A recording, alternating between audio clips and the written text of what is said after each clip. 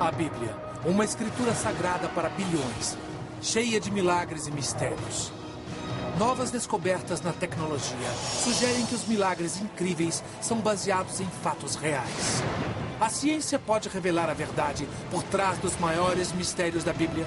Mistérios da Bíblia. Evangelhos perdidos.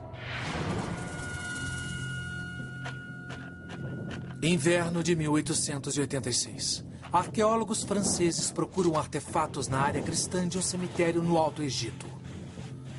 De repente, eles fazem uma descoberta que abala a essência da história cristã. O que eles descobrem é o túmulo esquecido de um monge enterrado no século VIII. Mas o maior achado é o que o monge está levando consigo para a próxima dimensão. Aqueles que enterraram o monge aparentemente pegaram este livreto de papiro e colocaram junto ao corpo. Assim ele poderia entrar na próxima vida com um de seus livros preferidos. Ele contém não Mateus, Marcos, Lucas e João, mas ele contém o Evangelho de Pedro. Aparentemente, o livro é um evangelho de verdade, um relato em primeira mão da vida de Jesus. No entanto, o texto teria sido escrito pelo apóstolo Pedro.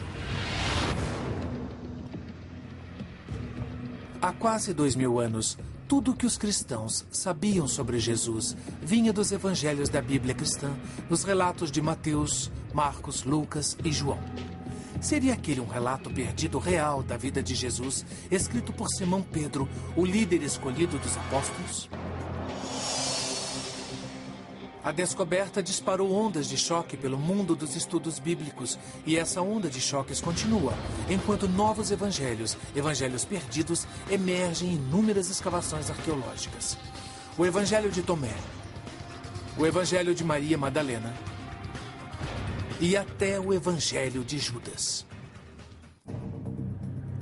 A descoberta deles revelou histórias chocantes e controversas sobre Jesus e sua mensagem. Histórias que foram omitidas pela igreja. O Evangelho de Pedro supostamente revela os fatos por trás da ressurreição de Jesus.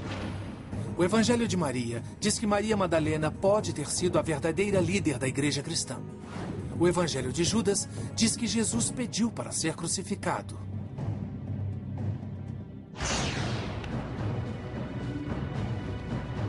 Serão eles relatos confiáveis da vida e morte de Jesus? E se são, por que foram banidos? Com a aplicação de tecnologia de ponta, como microscópios eletrônicos, datação com carbono 14, paleografia e os avanços mais recentes na arqueologia, os especialistas vão examinar os evangelhos perdidos para determinar sua idade, sua fonte e se eles contêm verdades esquecidas da crença mais difundida no mundo. A descoberta dos evangelhos perdidos também revela uma batalha secreta, agora esquecida, mas um dia vital. A batalha pela alma da cristandade. De um lado, um grupo devoto, clamando por um relacionamento direto e espiritual com Deus, com seu próprio conjunto de evangelhos. De outro lado, a crescente hierarquia do cristianismo ortodoxo, que aceita apenas 4 evangelhos. O resultado desta batalha iria determinar o futuro do cristianismo.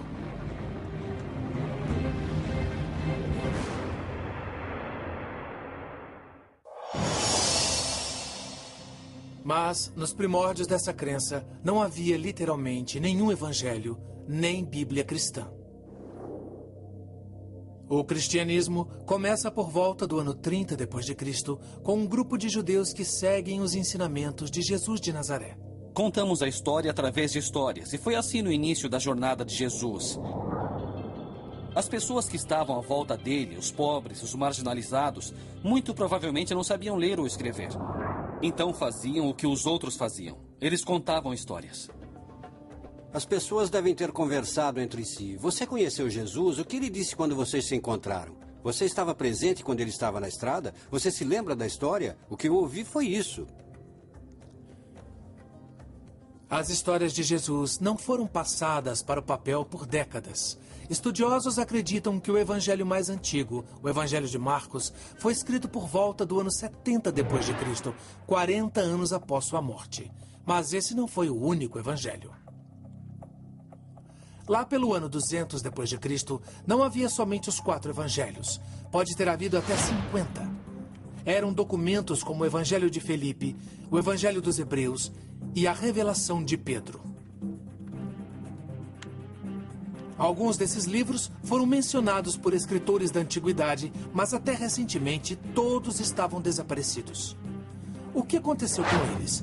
E por que há somente 4 evangelhos hoje? A resposta nos leva menos à fé e mais à política. A Bíblia não caiu do céu. A versão final da Bíblia foi feita por pensadores cristãos que representavam um ponto de vista específico. O surpreendente é que a Bíblia cristã, como a conhecemos, não surgiu de fato até 300 anos depois da morte de Jesus. E o homem que determinou o conteúdo da Bíblia cristã tinha interesses poderosos, que tinham pouco a ver com religião.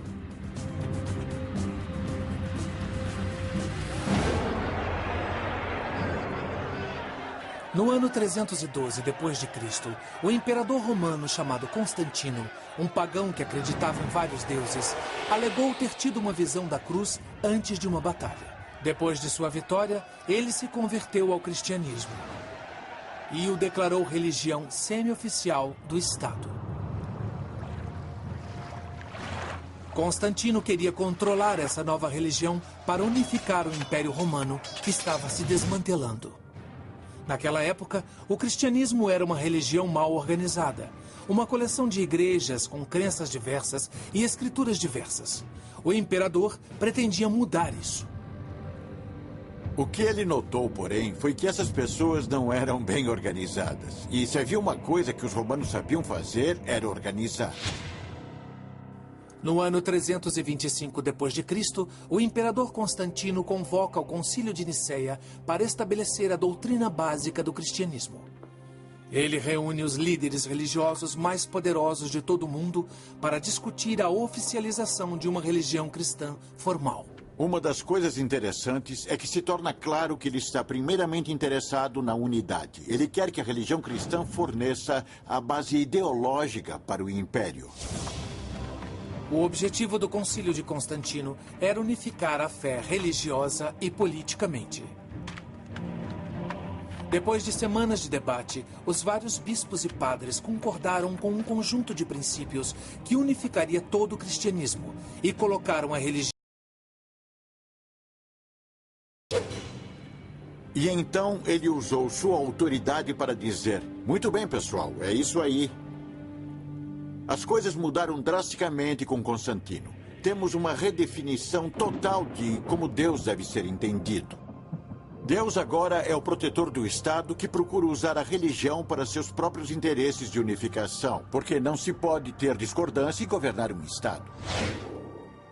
Constantino também unificou os evangelhos cristãos e limitou os evangelhos que considerou apropriados para a religião do Estado.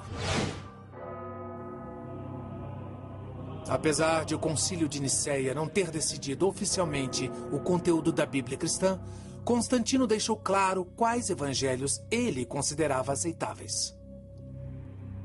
Ele encomendou a criação de 50 cópias de uma Bíblia cristã que continha apenas os evangelhos de Mateus, Marcos, Lucas e João. O que aconteceu com os outros evangelhos? No ano 382 d.C., outro concílio religioso literalmente proibiu que os cristãos os lessem. Sob o imperador cristão Teodósio, todos os outros evangelhos foram considerados heréticos. Foram banidos ou enterrados, seus donos presos e às vezes executados. Havia vários outros textos que verdadeiros cristãos devotos amavam. Eles devem ter sido lidos por muito tempo, até que os bispos chegaram para dizer: não deveis ler isto, mas deveis ler aquilo. O que estava escrito nesses evangelhos perdidos?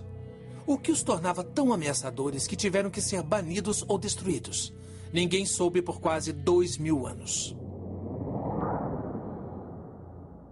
Mas em 1886, o Evangelho de Pedro emergiu das areias do deserto egípcio. Outras descobertas espantosas se seguiram no século XX. Os evangelhos de Tomé, de Maria Madalena, de Judas. Esses evangelhos perdidos revelam uma visão muito diferente de Jesus. Uma abordagem diferente da espiritualidade. E uma versão do cristianismo que um dia ameaçou a base da própria fé.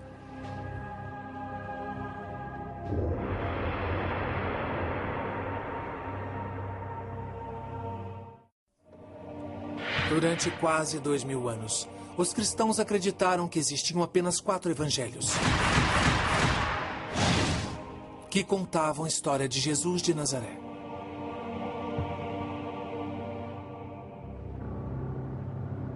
Em 1886, o Evangelho de Pedro foi o primeiro evangelho perdido descoberto em séculos, sugerindo a existência de uma história secreta de escrituras proibidas. Em 1945, uma descoberta assombrosa revelou uma vasta coleção de evangelhos perdidos e mudou para sempre a história do cristianismo. No Egito, perto de uma cidade chamada Nag Hammadi, um fazendeiro e seus companheiros encontraram um pote de barro lacrado que continha um tesouro de 1800 anos. Dentro dele, havia 52 textos com títulos, como os Atos de Pedro, o Apocalipse de Tiago e o Evangelho de Tomé. Eram literalmente evangelhos perdidos, mencionados por escritores da antiguidade, mas aparentemente enterrados depois da consolidação do poder do imperador romano Constantino no ano 325 d.C. As escrituras só haviam existido como lendas, até aquele momento. E talvez a mais surpreendente dessas escrituras perdidas seja o Evangelho de Tomé. O Evangelho de Tomé é um documento fascinante. Foi traduzido do grego para o cóptico e contém palavras de Jesus. E muitas das coisas contidas no Evangelho de Tomé encontram-se também no Novo Testamento. A diferença é que o Evangelho de Tomé é um evangelho gnóstico. Os gnósticos eram uma seita do cristianismo antigo que tinha uma ênfase profunda no misticismo e discordava de vários dos preceitos da hierarquia cristã emergente. Os gnósticos foram salvos por conhecimento secreto. Você era um verdadeiro seguidor de Jesus se compreendesse esse conhecimento secreto.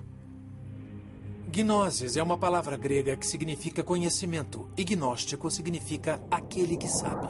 Eles eram essencialmente místicos sob vários aspectos. E se pudessem encontrar a paz de Deus dentro de si, a verdadeira humanidade interior, por que então precisavam ter padres ou bispos? Eles poderiam caminhar seguindo esse Deus interior? No Evangelho de Tomé, Jesus parece transmitir uma estranha mensagem, um ensinamento secreto muito diferente do contido nos evangelhos tradicionais. Os evangelhos tradicionais ensinam que Jesus é o único Filho de Deus. O Evangelho de Tomé sugere que todos nós podemos nos tornar filhos de Deus. Ele diz: quando conhecerdes a vós mesmos, então sereis conhecidos, e entendereis que sois filhos do Pai vivo. Em outras palavras, se Jesus pode ser aceito como o Filho de Deus, todos nós também somos filhos e filhas de Deus. Ele não tem nada que nós não podemos ter. Nós podemos ter o mesmo tipo de relacionamento com a divindade, o mesmo tipo de relação com Deus. O Evangelho de Tomé prega uma ligação pessoal com Deus, sem a necessidade de igrejas organizadas, padres e bispos. Muitos padres e bispos se sentiram ofendidos com os gnósticos, que tinham seu próprio caminho, tinham sua própria linha direta, um telefone vermelho com a divindade. Isso não pegou bem com os representantes da autoridade da igreja. E esse pode ter sido o motivo do Evangelho de Tomé ser considerado herético. A independência dos gnósticos enfraquece a hierarquia da igreja.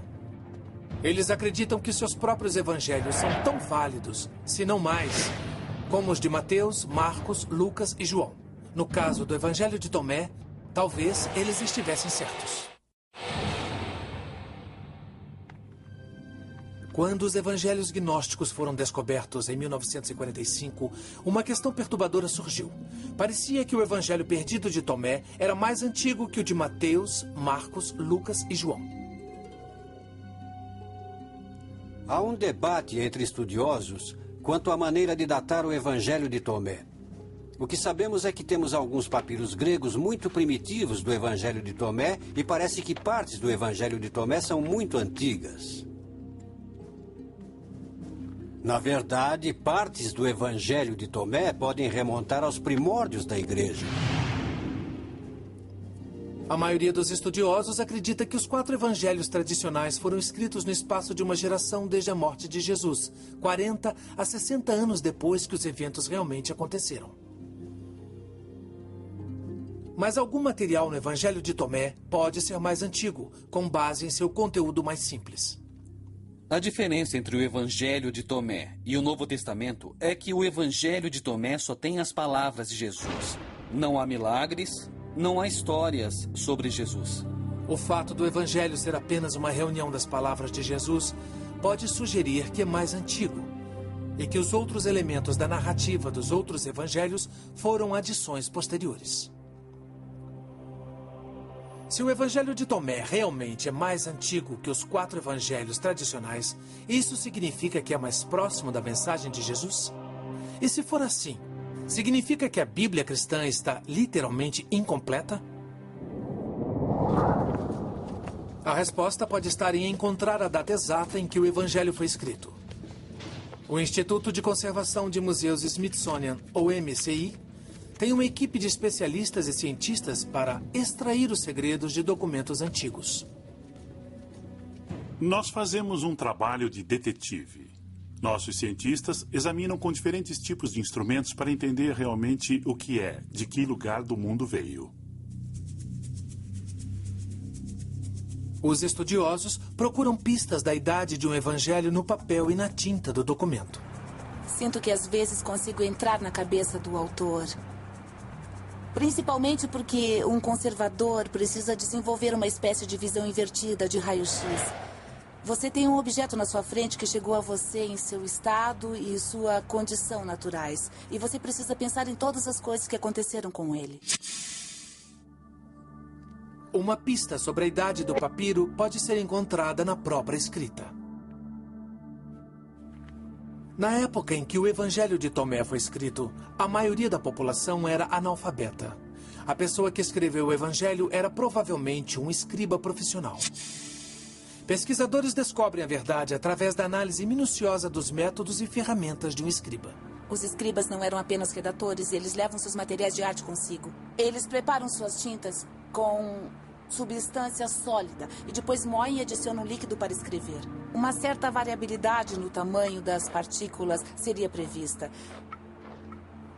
E uma coisa muito, muito perfeita e muito, muito pura e muito, muito consistente poderia ser um sinal de que é um material mais moderno. Volte. Bem aqui. Uma análise mais detalhada do Evangelho de Tomé revela que certamente não se trata de uma falsificação moderna, mas a idade exata do Evangelho ainda não ficou clara. Um teste com carbono 14 foi feito no Evangelho de Tomé encontrado em Nag Hammadi. As páginas revelaram que a cópia datava aproximadamente de 300 a 400 anos depois de Cristo. As cópias mais antigas de Mateus, Marcos, Lucas e João vêm aproximadamente da mesma época. Mas estudiosos concordam que todos esses evangelhos devem ser cópias de textos muito mais antigos, porque escritores da antiguidade referem-se a esses evangelhos por volta de 150 depois de Cristo. A idade exata do Evangelho de Tomé é incerta e controversa. É mais antigo e mais preciso que os de Mateus, Marcos, Lucas e João?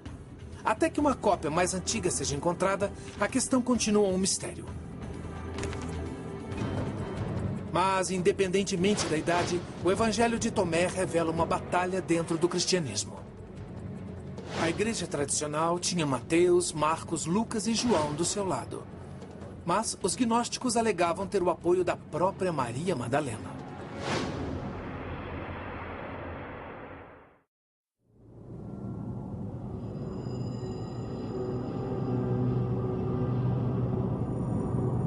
Durante séculos, os cristãos acreditaram haver apenas 4 evangelhos que revelavam a vida e a mensagem de Jesus de Nazaré.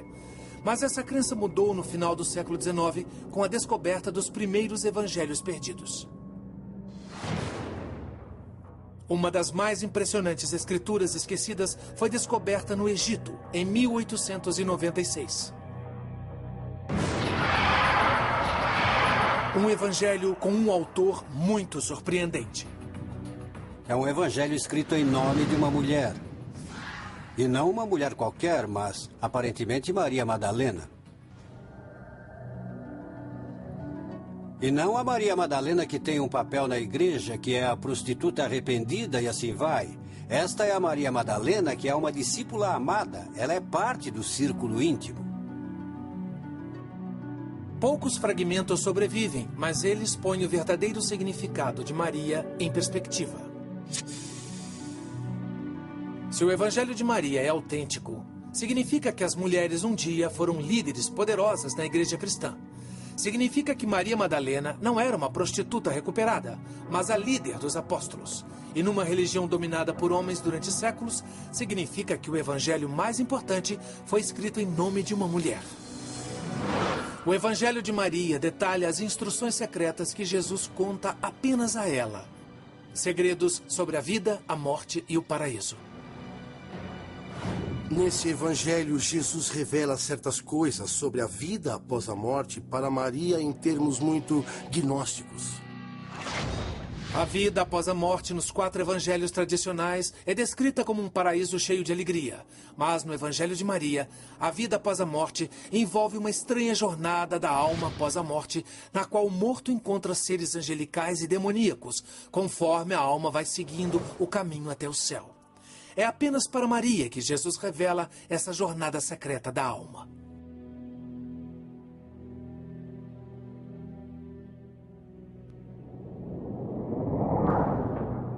O Evangelho relata que Pedro, o líder dos apóstolos, reage de forma explosiva a essa revelação. Pedro diz: ele realmente falou com uma mulher sem nosso conhecimento? Devemos nos voltar e ouvi-la? Ele a preferiu a nós? No Evangelho, os apóstolos ignoram a condenação de Pedro e apoiam Maria dizendo: se o Salvador a fez digna, quem é você para rejeitá-la? O significativo é que havia uma espécie de ligação espiritual, que Maria era tida como uma pessoa de dentro, uma líder, alguém que tinha a habilidade de motivar os outros, e esse era seu verdadeiro dom. Ela compreendia o pensamento de Jesus e era capaz de disseminá-lo. Esse evangelho dá uma visão muito diferente do que é a mensagem de Jesus. E mostra Maria Madalena como aquela que entende esse ponto de vista de um jeito que os outros discípulos não entendiam. Mas esse texto é um verdadeiro evangelho? O relato testemunhal de Maria Madalena? Se é, ele pode mudar a história cristã e revolucionar o papel das mulheres na igreja cristã. A resposta está na idade do evangelho. Ele é mais antigo que os 4 evangelhos tradicionais? E pode ele ter sido escrito pela própria Maria Madalena?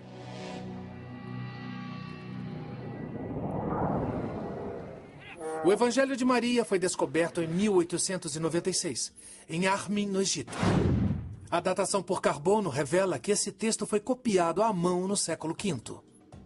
Mas ao longo dos anos, fragmentos do Evangelho de Maria apareceram em outro lugar do Egito e são muito mais antigos.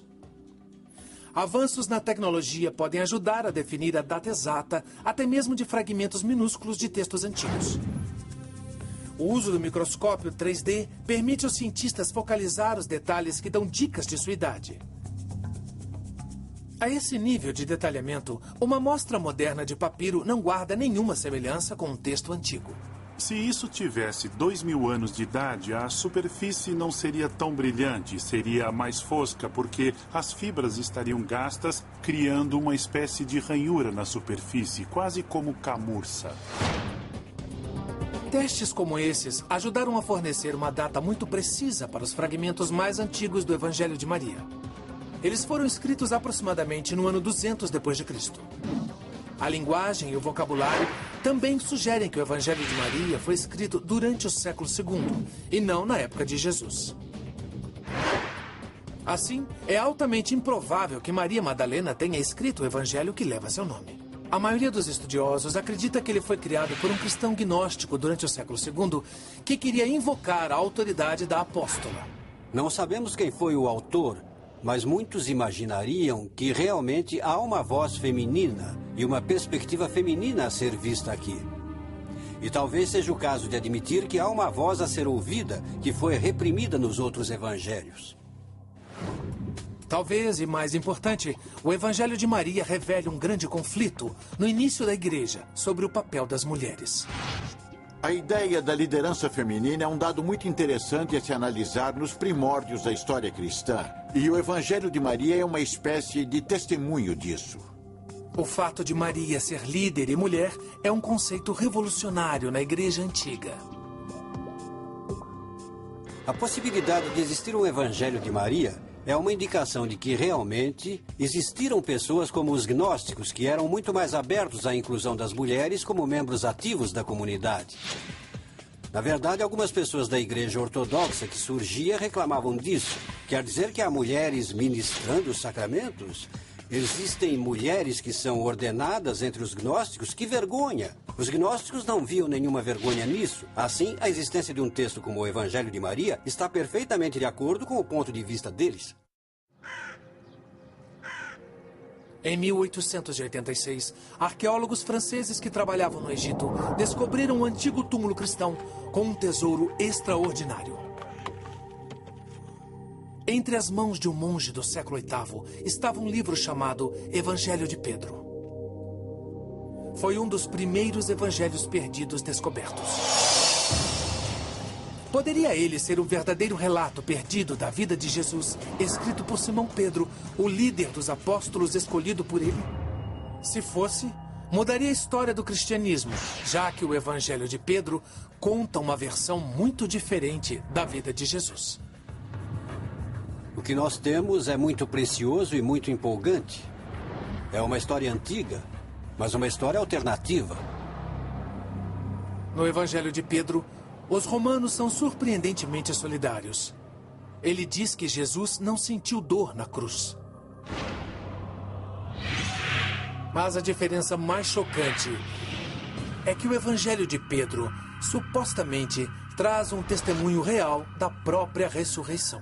É o único evangelho que temos que tenta contar a história do que aconteceu durante a ressurreição.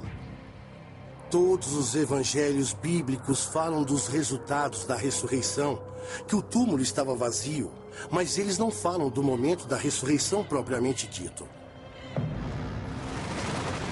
A descrição começa na terceira manhã, após a morte de Jesus, enquanto os soldados romanos vigiam o túmulo do Messias. O Evangelho de Pedro diz: o túmulo foi aberto e aqueles soldados viram, pois estavam montando guarda. E segundo explicaram do que haviam visto, eles viram 3 homens saírem do túmulo. Quando eles saem, estão amparando um terceiro, supostamente Jesus. E então uma voz profunda aparece e diz: então vocês rezaram por aqueles que morreram? A ressurreição termina com Jesus e os outros 2 seres elevando-se ao céu, deixando as testemunhas oculares assustadas e maravilhadas. O Evangelho termina com a alegação de que se trata do testemunho do próprio apóstolo Pedro. Poderia esse livro realmente ser o trabalho do líder dos apóstolos, o primeiro Papa? Ele foi escrito na mesma época ou antes dos 4 evangelhos tradicionais? Ou é um relato mais recente, portanto uma falsificação, fazendo-se passar pelo testemunho real de Pedro? As evidências arqueológicas são incertas. O evangelho encontrado em 1886 foi datado no ano 700 d.C., 7 séculos após a morte de Pedro. Fragmentos do ano 500 d.C. apareceram em outros locais, mas ainda muito tardios para terem vindo diretamente do apóstolo. Minha nossa, vai ser uma loucura montar esses negócios. Graças a Deus não vou ter que fazer isso. Mas o evangelho foi mencionado por escritores cristãos da antiguidade. Um bispo de onde hoje é a Turquia mencionou o livro pelo nome por volta de 190 d.C. Podemos remeter o evangelho ao século II, mas não antes disso. Tudo indica que esse é um texto do início do século II. Nós achamos que é um texto do início do século II porque ele utiliza material de todos os 4 evangelhos existentes. As histórias do Evangelho de Pedro são tão semelhantes aos outros evangelhos que parece provável que tenham sido simplesmente copiadas. Quem quer que tenha escrito esse evangelho no século II alegou que era o trabalho do apóstolo Pedro para dar ao texto mais autoridade. Era um recurso comum no mundo antigo. Quando algumas pessoas queriam comunicar uma ideia que consideravam verdadeira ou importante para o movimento cristão antigo, elas não diziam com suas próprias vozes, mas utilizavam a voz de alguém que se sabia que tinha autoridade. Nesse sentido, o Evangelho de Pedro não é um relato real, mas uma falsificação. No entanto, isso traz uma questão importante e perturbadora. Se o Evangelho de Pedro é uma falsificação, então os evangelhos de Mateus, Marcos, Lucas e João também são falsificações.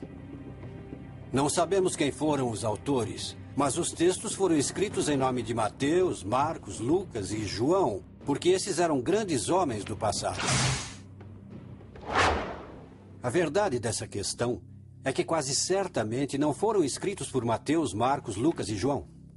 A maioria dos estudiosos concorda que mesmo os 4 evangelhos tradicionais não foram escritos pelos apóstolos que lhes deram os nomes, mas por seguidores desses apóstolos. Se os evangelhos de Mateus, Marcos, Lucas e João não foram mesmo escritos pelos apóstolos, então isso significa que o evangelho de Pedro ou o evangelho de Maria podem ser considerados autênticos também? A resposta ainda não está clara para os historiadores. Mas há elementos no Evangelho de Pedro que sugerem que não é um testemunho de ninguém, muito menos do apóstolo Pedro. A história que ele narra contém material altamente suspeito. Na cena da ressurreição, Jesus e os 2 seres angelicais se erguem além das nuvens. E atrás de Jesus, surge do túmulo a verdadeira cruz que fala. O Evangelho diz que eles ouviram uma voz vinda do céu. Vocês rezaram por aqueles que estão adormecidos? E a resposta veio da cruz: sim. O Evangelho de Pedro é muito fantasioso, com esses gigantes cujas cabeças alcançavam as nuvens e depois uma cruz que fala. Quer dizer, é demais para alguém acreditar, ainda mais se pretende ser uma pessoa centrada e sóbria na igreja antiga. Esse talvez seja um dos motivos por que o Evangelho de Pedro não foi aceito quando Constantino convocou o Concílio de Nicéia. Mesmo assim, ainda havia grupos de cristãos devotos que consideravam esse livro sagrado. Sagrado bastante para ser enterrado com um monge por volta do ano 700 d.C. Eu, particularmente, prefiro a ideia de que há um monge agarrado a esse texto não apenas nesta vida, mas na próxima vida. O Evangelho de Pedro foi descoberto em 1886 e foi um dos primeiros evangelhos perdidos encontrado. E um dos mais recentes evangelhos perdidos foi descoberto em 2006. Uma escritura que causou polêmica imediata, porque supostamente havia sido escrita pelo traidor de Jesus, o Evangelho perdido de Judas.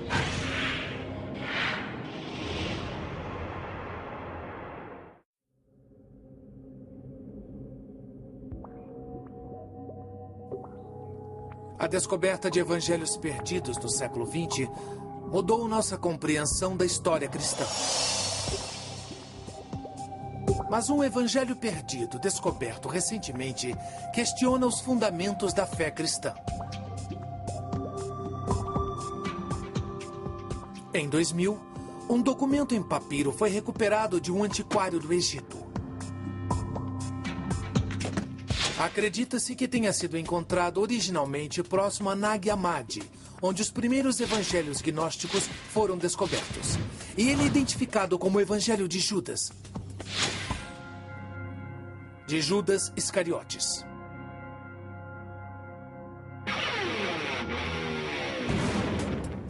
Quando foi originalmente divulgado, o apelo era que Judas foi um herói, passou de traidor de Jesus nos evangelhos bíblicos a aquele que é elevado aos céus, porque simplesmente realizou a vontade de Deus. Na versão cristã tradicional da história da crucificação, Judas entrega Jesus aos romanos e é taxado de vilão. Mas neste evangelho, a história da traição é transformada numa história de sacrifício pessoal. No evangelho, Jesus reconhece Judas como o mais sábio dos apóstolos. Ele é tudo sobre Jesus e Judas. Judas é considerado um discípulo muito especial.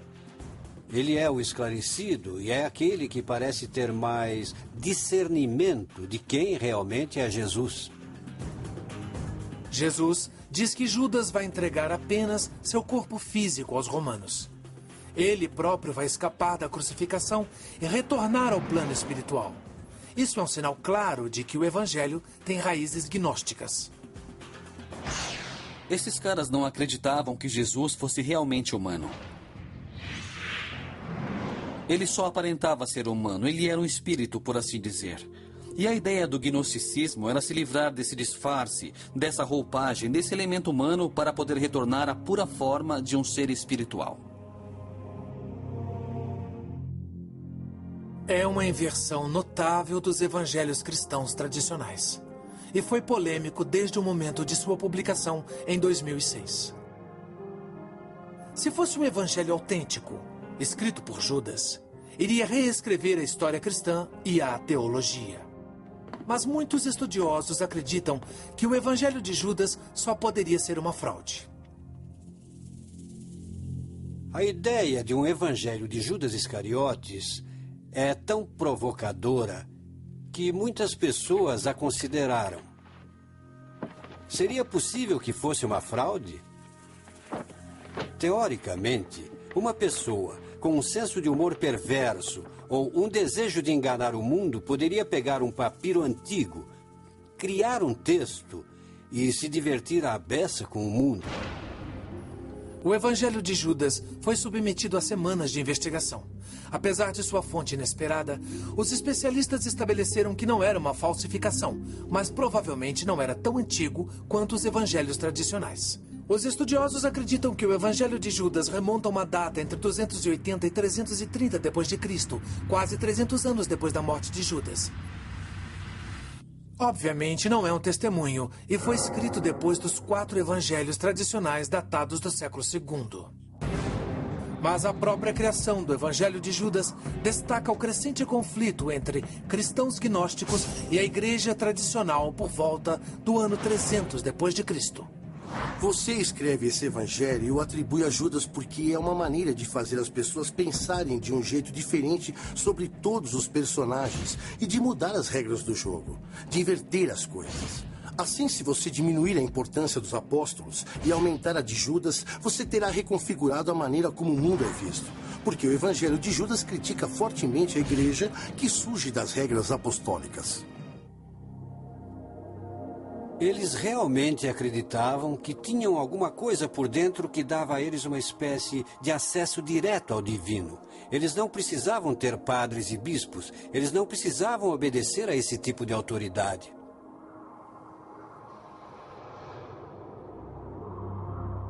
Mas a ênfase no misticismo e na revelação pessoal dos gnósticos talvez os tenha levado à ruína. Em vez de construir uma comunidade e ganhar seguidores, o seleto círculo místico dos gnósticos começou a se desfazer em meio à política.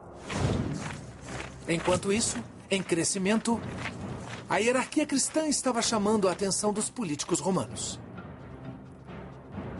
Com o Concílio de Nicéia em 325 d.C., o imperador Constantino solidificou a base de poder dos bispos mais ortodoxos e sua hierarquia.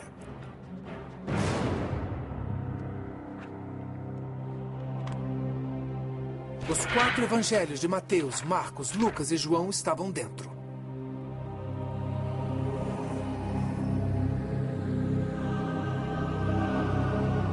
Os evangelhos gnósticos estavam fora.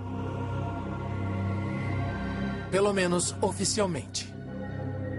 É importante ter em mente que esses outros evangelhos que estão no Novo Testamento foram de fato lidos pelas pessoas, valorizados e amados pelas pessoas durante muito tempo. Mas o que essa evolução histórica do Novo Testamento diz sobre a legitimidade dos evangelhos perdidos?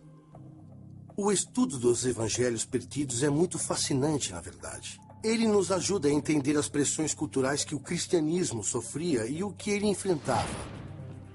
É bem fascinante imaginar o que teria acontecido em Nicéia e depois disso se uma perspectiva gnóstica tivesse levado a melhor. Eu imagino que haveria uma percepção mais mística, uma noção mais introspectiva do que significa ser motivado como um seguidor de Jesus. Teria sido uma igreja bem diferente, com características diferentes e um significado diferente, um significado mais místico. Mas os gnósticos não levaram a melhor em Nicéia. E em algum lugar, num monastério no deserto egípcio, um grupo de monges gnósticos deve ter se preocupado com o destino de seus amados evangelhos. Eles deviam adorar esse tipo de literatura até aquele dia fatídico em que o arcebispo Atanásio de Alexandria anunciou a todos os monges: está na hora de jogar fora os livros heréticos e ler os livros bíblicos. Talvez os monges tenham retirado com pesar esses livros preciosos da biblioteca de Nag Hammadi e não tenham conseguido destruí-los. Então eles os esconderam em um pote. Assim durariam para sempre, ou quase para sempre. Pelo menos até que pudéssemos encontrá-los na nossa época e lê-los outra vez. Por um milênio, a Bíblia Sagrada com os 4 evangelhos do Novo Testamento foi tida como a verdadeira história de Jesus. Alguns acreditam que os evangelhos perdidos revelam o caminho não percorrido pelo cristianismo. Outros acreditam que o caminho não foi percorrido por algum motivo. Sabe, a expressão é que, às vezes, a história é escrita pelos vencedores. E a ideia é que agora os perdedores tomam a palavra. E a palavra dos perdedores tem valor, mas a outra metade da expressão precisa ser dita. Às vezes, os vencedores merecem vencer.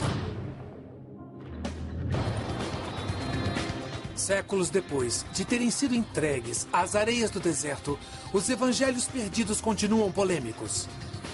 E talvez esse próprio fato seja um testemunho do poder da palavra escrita de transmitir fé, esperança e mistério no decorrer dos séculos e por todo o mundo.